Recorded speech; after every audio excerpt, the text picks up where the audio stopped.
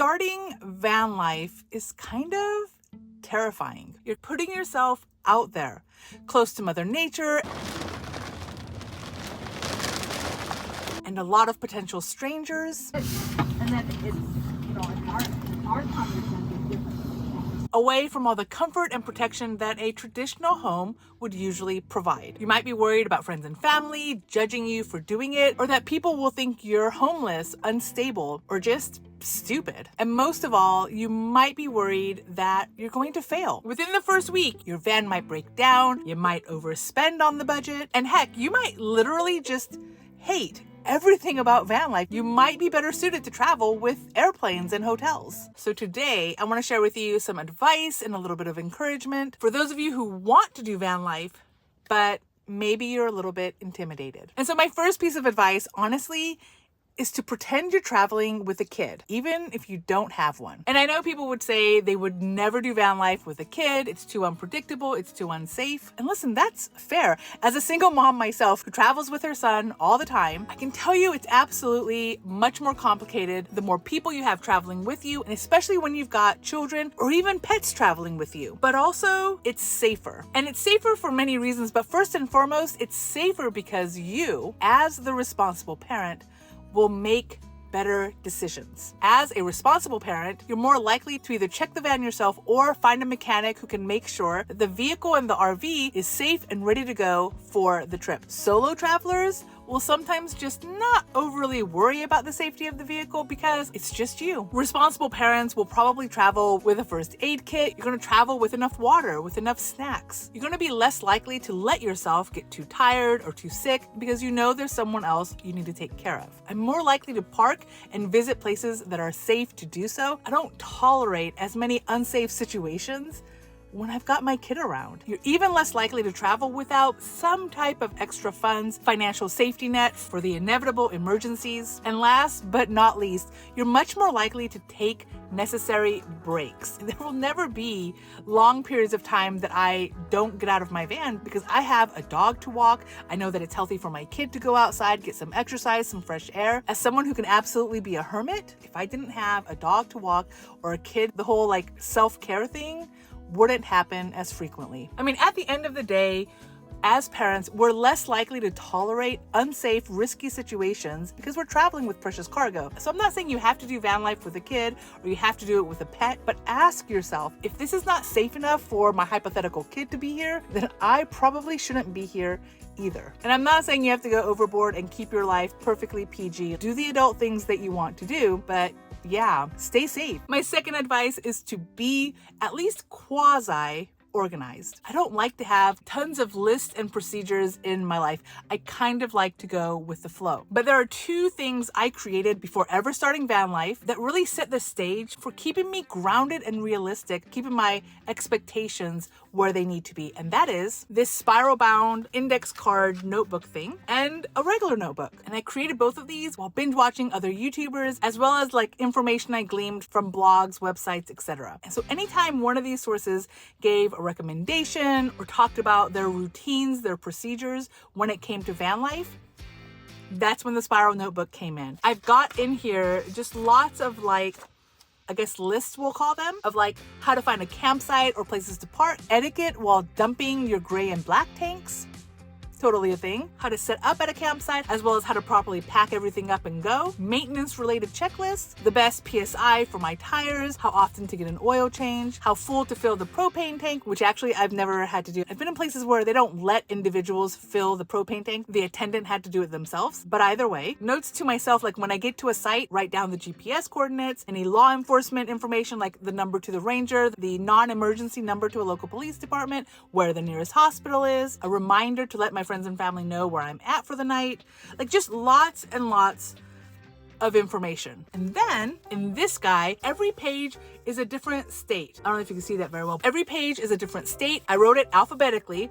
And so under each state, I have listed places that people recommended I visit, places people recommended for parking or camping, if there's a mechanic people recommend there, etc. It all went into this book by state. That's the most important part, so that I have kind of an easy reference. I also have towards the back, just like a list of places where if I ever find myself in a situation where maybe the campsite I found is non-existent or it doesn't look very safe, what's an easy backup plan? What's an easy secondary location I can go to at least for the night while I regroup and figure out, where I really want to go. So you got like your Walmart and Cracker Barrel, but you've also got hospitals, BLM land, National Forest, Army Corps of Engineer, Planet Fitness, state parks sometimes, truck stops, rest areas. So both of these documents kind of end up being my second brain, right? You hear people talking about how there's a lot of decision fatigue when it comes to van life because there's just a lot of decisions you have to make, and a lot of those decisions have to be made like on the spot, on the go. And so on the go, this list of random places that I could stay has been just so reassuring,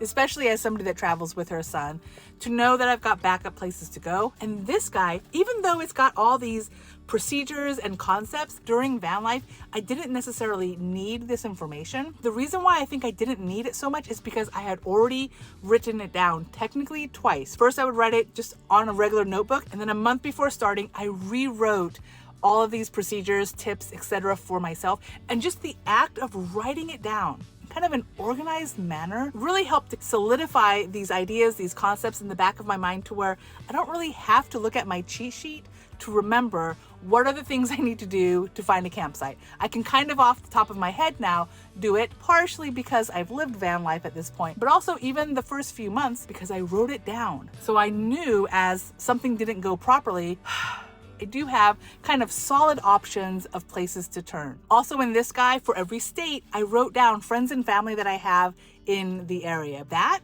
can also be very helpful. So when I'm in Montana and something bad happens, I have someone that I could potentially call for help. And just know, because you're writing this before you actually start van life, you're gonna write things that turn out to be irrelevant or even things that might actually be wrong.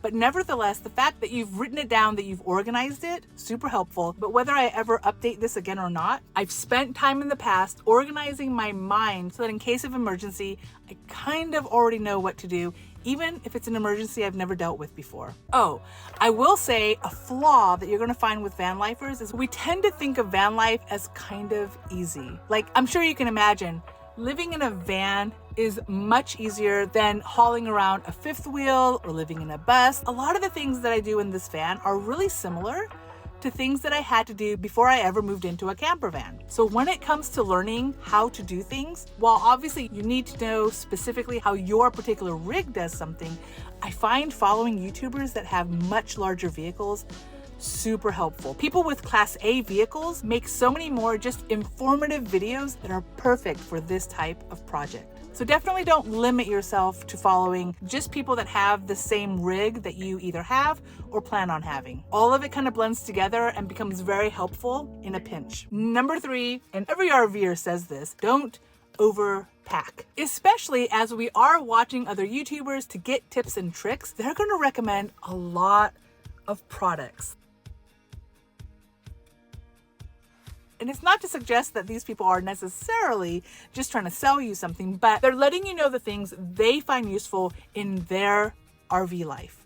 Okay. And what you're going to find is you're not the same as all the other RVers. You've got very specific, unique needs and wants. So as you research and find out what other people recommend for having in the van, take it all with a grain of salt. Do not rush to go get these products. When I started van life, I absolutely overestimated how much can fit into this little van. I can fit a lot of stuff in her, but I don't want to fit a lot of stuff in her because it becomes a safety hazard. I started van life with so many things that if I wanted to go from driving mode to sleeping mode, to cooking mode, or adventure mode, whatever, I would have to play Tetris inside the RV, moving things from the front seats to the back seats, to the floor, to the countertops. It was literally ridiculous. I traveled with so many items. Now, luckily, when you find yourself in like a very cluttered environment, it becomes natural to start looking at each item with a little more cynicism, like, I know everyone says I need this, but